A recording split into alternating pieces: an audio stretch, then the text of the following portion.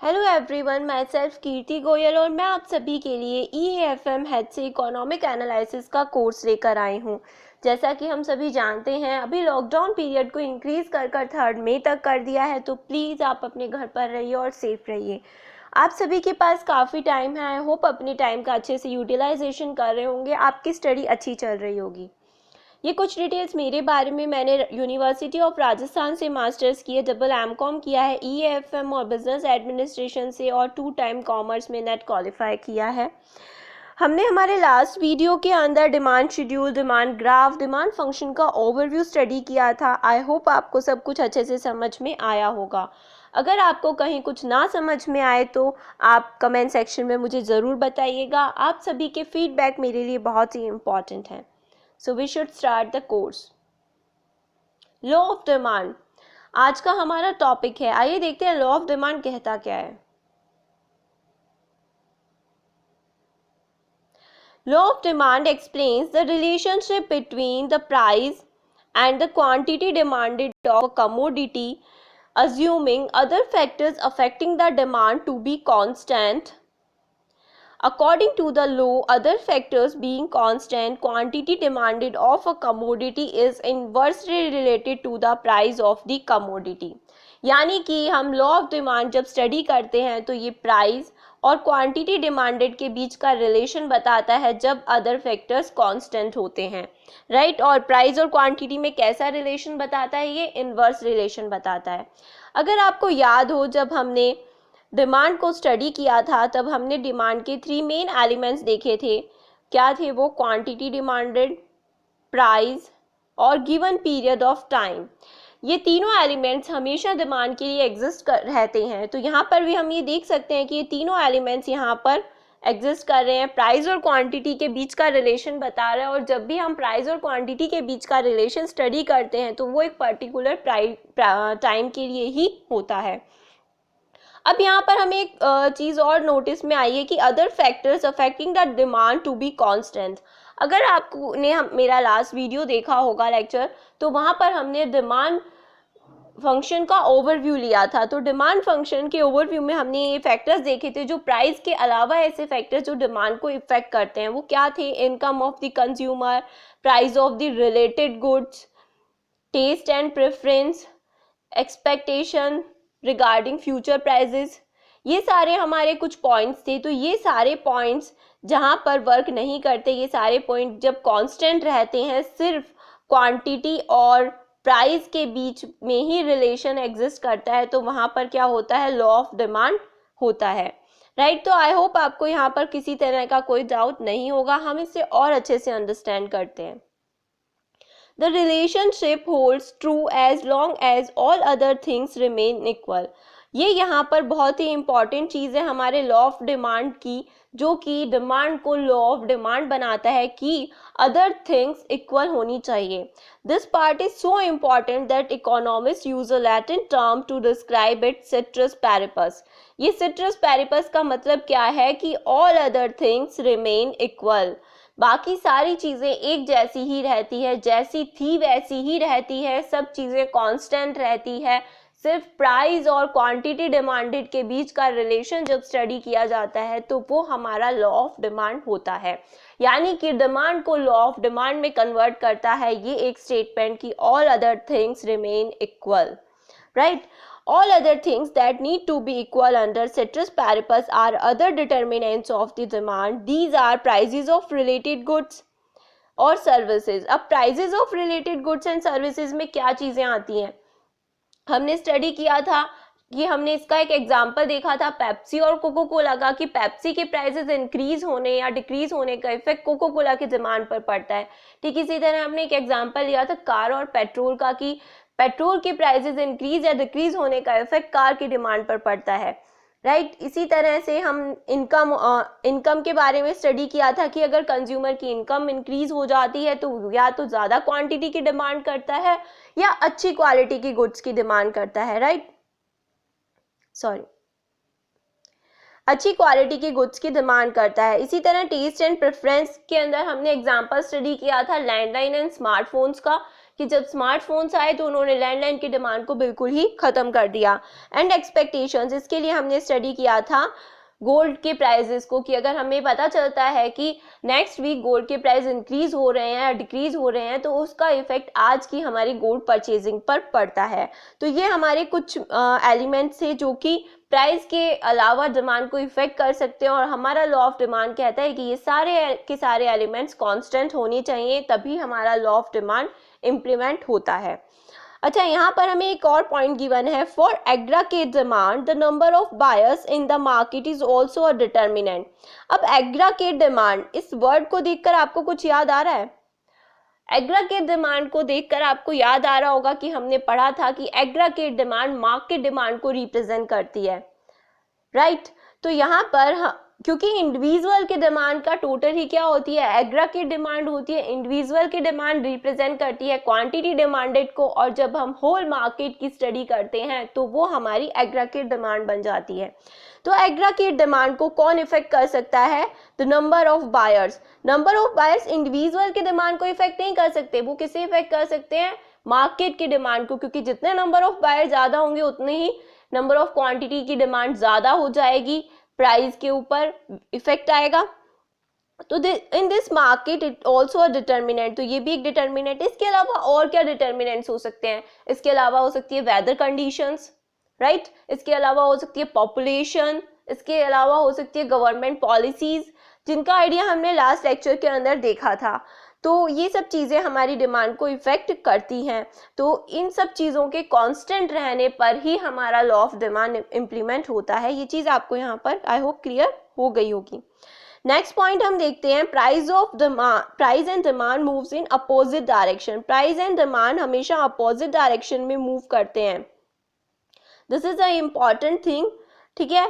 अब opposite direction में कैसे मूव करते हैं कि हमने देखा प्राइस और क्वांटिटी डिमांडेड, इनके बीच में ही हम रिलेशन देखेंगे। अगर प्राइस किसी चीज़ का इंक्रीज हो जाता है तो अगर हम नॉर्मली देखें तो क्वांटिटी कम डिमांड होने लगती है, और उसी के दूसरी तरफ अगर प्राइस डिक्रीज हो जाता है तो क्वांटिटी डिमांडेड इंक्रीज हो जाती है।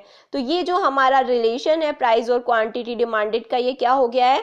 अपोजिट डायरेक्शन का रिलेशन हो गया। इसे हम इनवर्स रिलेशन भी बोलते हैं।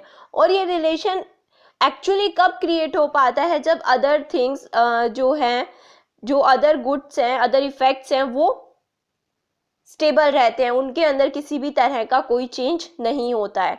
तो यहाँ पर भी यही बताया गया है कि when price of commodity rises demand falls, when price falls demand rises, provided factors other than the price remain unchanged.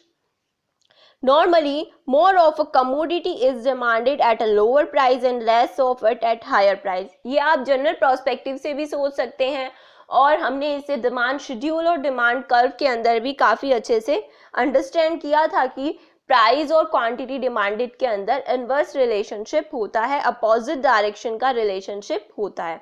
तो इसका हम एक एग्जांपल देख लेते हैं। हमने यहाँ पर एक एग्जांपल मेंशन किया है। ये एग्जांपल है सेल्स के बारे में। सेल के बारे में आपको ध्यान होगा, जब हॉलीडे होते हैं तो हॉलीडेज के अंदर किसी तरह की कोई सेल होती है या फिर फेस्टिव सीजन सेल होती है, तो क्या होता है वहाँ पर यही होता है कि प्राइसेस जो होते हैं वो हमारे डाउन हो जाते हैं, प्राइसेस कम किए जाते हैं, डिस्काउंट्स दिए जाते हैं, और हमारी क्वांटिटी डिमांडेड इंक्रीज हो जाती है, राइट? ऐसा ही होता है सेल के टाइम पर। जैसे कि अभी फेस्टिव सीजन जब क्रिसमस वीक चल रहा होता है तो अमेजोन पे, मंत्रा पे सेल लगती है, तो वहाँ पर क्या होता है कि वो डिस्काउंट्स देते हैं अपने कस्टमर्स को, और कस्टमर्स क्वांटिटी की ज़्यादा बल्क में डिमांड करते हैं। तो यहाँ पर एक रिटेलर का एग्जांपल है कि retailer use the law of demand every time. Retailer law of demand का यूज कर रहा था हर बार, कब? कि वो ऑफर कर रहा था सेल ऑफर कर रहा था अपने कस्टमर्स को in the short term, all other things are equal. अच्छा, अदर थिंग्स जो है वो एक लॉन्ग पीरियड में इक्वल रह सकती हैं या फिर शॉर्ट पीरियड में रह सकती है। जैसे कि अगर इनकम ऑफ कंज्यूमर है तो एक पर्टिकुलर छोटे से टाइम में कंज्यूमर की इनकम ज़्यादा या कम नहीं होती है ना, वो फिक्स होती है। जब से उसको कुछ 2-3 साल में कुछ इंक्रीमेंट्स मिलते हैं या फिर 2-3 साल में वो कहीं अपना बिजनेस एक्सपेंड करता है, तो उस लॉन्ग पीरियड के अंदर उसको इंक्रीमेंट्स होते हैं इनकम के अंदर। इसी तरह रिलेटेड गुड के प्राइस भी रोज डेली चेंज थोड़ी होते हैं, कभी कभी होते हैं और एक लंबे ड्यूरेशन में होते हैं, ठीक इसी तरह से टेस्ट एंड प्रेफरेंस में चेंज भी एक लंबे टाइम पीरियड के बाद आता है। तो यहाँ पर ये चीज़ भी हमें समझ आती है कि शॉर्ट टर्म के अंदर ही हमारी ऑल अदर थिंग्स जो हैं, जो कि प्राइस के अलावा डिमांडेड क्वांटिटी को इफेक्ट करती है, डिमांड को इफेक्ट करती है, वो कांस्टेंट रहती है।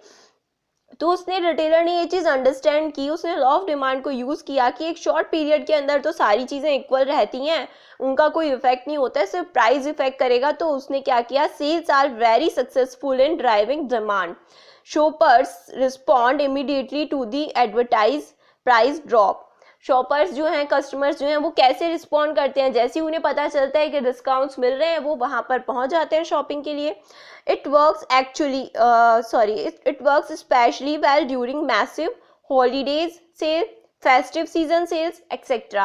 राइट। तो आई होप आपको ये टॉपिक क्लियर हो गया है, आपको ये एग्जाम्पल भी अच्छे से समझ में आ गया, क्योंकि ये हमारा रियल लाइफ एग्जाम्पल है, हम देखते हैं इससे। हम एक और एग्जाम्पल स्टडी करते हैं हमारी लॉ ऑफ डिमांड के लिए। यहाँ पर हमने एक हाइपोथेटिकल सिचुएशन ले ली है कि किसी भी तरह का एक स्पोर्टिंग इवेंट हो रहा था और जो स्कल्पर्स थे उन्होंने सेकेंडरी मार्केट के अंदर उसके टिकट्स को सेल करना स्टार्ट कर दिया। अब उन्होंने क्या एक्सपेक्ट किया था, उन्होंने ये फोरकास्ट किया कि टिकट के प्राइस अगर वो 2000 रुपीज़ पर टिकट रखते हैं तो वो सही होगा, उनकी अच्छी खासी सेल हो जाएगी टिकट की, यानी कि उनको अच्छा खासा प्रॉफिट हो जाएगा। फिर उन्होंने जब ये स्टार्ट किया और गेम स्टार्ट हुए तो उन्होंने रियलाइज किया कि उन्होंने they were wrong about projected attendance. ठीक है, तो उन्होंने अटेंडेंस के बारे में गलत सोचा, क्योंकि क्या था कि 2000 rupees is not sufficient to sell out the game. The ticket price on the secondary market drops 1000 rupees. और सेकेंडरी मार्केट ने जब ये रियलाइज किया कि 2000 रुपीज बहुत ज़्यादा है तो उन्होंने 1000 रुपीज़ कर दिए अपनी टिकट के प्राइस। तो जैसे ही उन्होंने 1000 रुपीज़ किए, more people are willing to meet this price to see the game. The change occurs because ticket suppliers alter the prices and consumer respond to change in price only. और consumers ने किसके change के कारण response किया, price के change के कारण। तो यहाँ पर भी हमारा लॉ ऑफ डिमांड इम्प्लीमेंट हुआ। उन्होंने लॉ ऑफ डिमांड का यूज़ किया कि एक छोटे से पीरियड ऑफ टाइम के अंदर जब बाकी सब चीज़ें इक्वल थी, कुछ भी चीज़ में कोई चेंज नहीं हुआ था, उन्होंने अपनी प्राइजेस को एनालाइज करके कस्टमर्स की डिमांड को इंक्रीज कर लिया। आई होप आपको ये एग्जाम्पल भी अच्छे से समझ में आया होगा। चलिए हम नेक्स्ट टॉपिक देखते हैं, assumptions of law of demand. Law of demand के अजम्पशंस क्या होते हैं?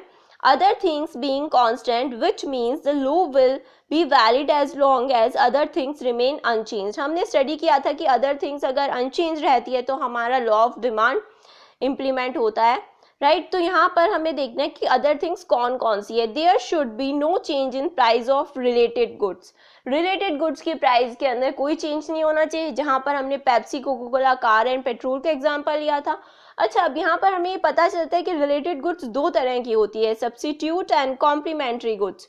अब आपके माइंड में आ रहा होगा कि दोनों में क्या डिफरेंस है, तो आइए सबसे पहले हम इसका मीनिंग देख लेते हैं कि सब्स्टिट्यूट गुड्स क्या होती हैं और कॉम्प्लीमेंट्री गुड्स क्या होती हैं। प्राइस ऑफ रिलेटेड गुड्स की अगर बात करते हैं तो when price of one good causes change in the demand for other good, यानी कि एक गुड के प्राइस की चेंज का इफेक्ट दूसरी गुड के ऊपर आता है, तो वो क्या होता है, हमारा लॉ ऑफ डिमांड होता है। जैसे कि हमने देखा tea and coffee, ink and pen, bread and butter, car and petrol, Pepsi and Coca Cola, these are the examples of price of related goods, right. तो हम देखते हैं हमारी first good, substitute goods. Substitute good हमारी जो होती है are a pair of good which can be used in place of each other, जो एक दूसरे की जगह पर यूज की जाती है। दे आर कॉम्पिटिटिव गुड्स, ये कॉम्पिटिटिव होती है क्योंकि एक दूसरे की जगह पर यूज की जाती है। Which can satisfy a given want with equal ease, और वो एक जैसी तरह से ही लोगों की वांट्स को, उनकी नीड्स को सेटिस्फाई करती है, राइट। तो यहाँ पर एग्जांपल है हमें शुगर एंड गुड़ का, कि अगर मान लीजिए शुगर के प्राइसेस ज़्यादा इंक्रीज हो जाएंगे तो कंज्यूमर गुड़ के ऊपर भी शिफ्ट हो सकते हैं, क्योंकि दोनों ही स्वीट हमें मतलब मीठे का अनुभव देती है। पेप्सी और कोको कोला ये बिल्कुल एक जैसी चीज़ें हैं, इनके अंदर डिफरेंस कर पाना मुश्किल है। तो जैसा हमने एग्जांपल स्टडी किया था कि पेप्सी के प्राइस अगर इंक्रीज हो जाएंगे तो लोग कोको कोला पे शिफ्ट हो जाएंगे, अगर पेप्सी के प्राइस डिक्रीज हो जाएंगे तो लोग कोको कोला छोड़कर पेप्सी पर शिफ्ट हो जाएंगे। ठीक, इसी तरह टी और कॉफ़ी, अगर कहीं पे आप दोनों कंज्यूम करते हैं तो अगर कहीं पे टी बहुत ही महंगी है तो आप कॉफ़ी कंज्यूम कर सकते हैं, कॉफ़ी बहुत ही महंगी है तो आप टी पर शिफ्ट कर सकते हैं। तो ये बेसिक सी चीज़ें हैं। तो हमें बेसिकली ये पता चला कि सब्स्टिट्यूट गुड्स क्या होती हैं जो कि can be use in place of each other, जो एक दूसरे की जगह यूज की जा सकती है कि अगर हमें एक तरह की चीज़ महंगी मिल रही है तो हम दूसरी चीज़ पर शिफ्ट हो सकते हैं, जैसे कि पेप्सी और कोको कोला। आई होप आपको ये अच्छे से क्लियर हो गया है। नेक्स्ट देखते हैं हमारी कॉम्प्लीमेंट्री गुड। कॉम्प्लीमेंट्री गुड्स क्या होती हैं? Are a pair of good which use together. अब कॉम्प्लीमेंट्री गुड्स होती हैं जो कि एक साथ यूज की जाती है, एक पेयर में यूज की जाती है to satisfy a given want, right. जैसे कि पेन और इंक, अगर आपको इंक पेन यूज करना है तो आपको इंक की रिक्वायरमेंट होगी ही होगी, बिना इंक के आप इंक पेन को यूज नहीं कर सकते। अगर आपको कार यूज करनी है तो पेट्रोल की रिक्वायरमेंट होगी ही होगी, अगर आपको ब्रेड यूज करनी है तो बटर चाहिए ही होगा। तो यहाँ पर इन दोनों गुड्स के अंदर डिफरेंस क्या है? यहाँ पर डिफरेंस ये है कि अगर जैसे सपोज कार, पेट्रोल और कार का हम रिलेशन देखें तो अगर पेट्रोल के प्राइसेस इंक्रीज हो जाते हैं, राइट, तो क्या होगा? पेट्रोल के प्राइसेस इंक्रीज हो जाते हैं तो कार की डिमांड डिक्रीज हो जाएगी। पेट्रोल के प्राइसेस डिक्रीज हो जाते हैं तो कार की डिमांड इंक्रीज हो जाएगी। यानी कि यहाँ पर क्या है? इनवर्स रिलेशनशिप होता है कॉम्प्लीमेंट्री गुड्स के बीच में, जैसा कि प्राइस और क्वांटिटी डिमांडेड के बीच में था। ओके, और वहीं पर हम अगर सब्स्टिट्यूट गुड्स की बात करते हैं तो यहाँ पर अगर हम पेप्सी और कोको कोला को देखते हैं तो यहाँ पर पेप्सी की प्राइसेस इंक्रीज होने से कोको कोला की डिमांड इंक्रीज हो जाएगी, पेप्सी की डिमांड डिक्रीज होने से कोको कोला की डिमांड डिक्रीज हो जाएगी। पेप्सी की प्राइस का कोको कोला की डिमांड पर क्या इफेक्ट हो रहा है? डायरेक्ट रिलेशन है, यानी अगर पेप्सी की प्राइस इंक्रीज हो रही है तो कोको कोला की डिमांड भी इंक्रीज हो रही है। तो ये जो है ये डायरेक्ट रिलेशन को बताता है। आई होप आपको ये थोड़ा सा मैंने यहाँ पर समझाया है, आपको क्लियर हुआ होगा। अगर आपको नहीं भी हुआ है तो आप इसके लिए अभी के लिए इतना ही समझ लीजिए कि इनका मीनिंग क्या है, क्योंकि हम डिमांड फंक्शन को कंप्लीट स्टडी करेंगे हमारे अपकमिंग लेसन में, तब आपको ये बहुत अच्छे से क्लियर हो जाएगा। तो आप इसके लिए बिल्कुल भी टेंशन मत लीजिए। तो आइए हम देखते हैं, हमने देखा प्राइस ऑफ रिलेटेड गुड्स के बारे में, हमने अंडरस्टैंड किया कि price of related goods, substitute and complementary goods क्या होती हैं। सब्स्टिट्यूट गुड्स वो होती हैं जो कि एक दूसरे की जगह पे यूज की जाती है, जैसे कि पेप्सी और कोको कोला, और कॉम्प्लीमेंट्री गुड्स होती हैं जो हमेशा एक दूसरे के साथ में यूज की जाती है, जैसे कि car and petrol. Now the next point जो कि चेंज नहीं होना चाहिए, there should be no change in the income of the consumer. Consumer के इनकम में कोई चेंज नहीं होना चाहिए, यानी कि ऐसा ना हो कि वो ज्यादा क्वांटिटी की, अच्छी क्वालिटी की क्वांटिटी की डिमांड करने लगे तो उसकी डिमांड इफेक्टेड हो जाएगी, तब हमारा लॉ ऑफ डिमांड जो है वो इफेक्टिव नहीं होगा। तो यानी कि हम ये अज्यूम करते हैं कि उस पीरियड ऑफ टाइम में कंज्यूमर की इनकम में भी कोई चेंज नहीं हुआ है। There should be no change in the taste, preference and habits of the consumer. Taste preference के अंदर कोई चेंज नहीं हुआ है, यानी कि मार्केट के अंदर कोई नया फैशन नहीं आया है, कोई नई टेक्नोलॉजी नहीं आई है, कंज्यूमर की हैबिट्स चेंज नहीं हुई है, तो हम ये भी अज्यूम करते हैं। लास्ट हमारा फोर्थ पॉइंट है, there should be no change in the number of family members, weather etcetera. यहाँ की जो फैमिली मेंबर्स हैं उनके नंबर में, वेदर में, एक्सपेक्टेशन ऑफ प्राइस में, पॉपुलेशन में किसी भी तरह का कोई चेंज नहीं होना चाहिए, हम ये भी अज्यूम कर ही चलते हैं। तो यहाँ पर हमें ये समझ में आया है कि प्राइस और क्वांटिटी के अलावा बाकी सारे फैक्टर्स जो हैं वो हम ये मान लेते हैं, अज्यूम करते हैं कि कांस्टेंट हैं, राइट। तो हम आगे देखते हैं। ऑब्जर्वेशन, हमारी ऑब्जर्वेशन क्या कहती है कि law of demand shows a change in demand occurring due to change in price of the commodity only, यानी कि सिर्फ और सिर्फ प्राइस ऑफ द कमोडिटी के अंदर चेंज होने का ही इफेक्ट हमारी किस पे पड़ता है? डिमांड पर पड़ता है, तो तभी हमारा क्या होता है? वो लॉ ऑफ डिमांड होता है। ठीक है, आपको आई होप ये अच्छे से क्लियर हो गया है, आप इसमें कभी कंफ्यूज नहीं होंगे।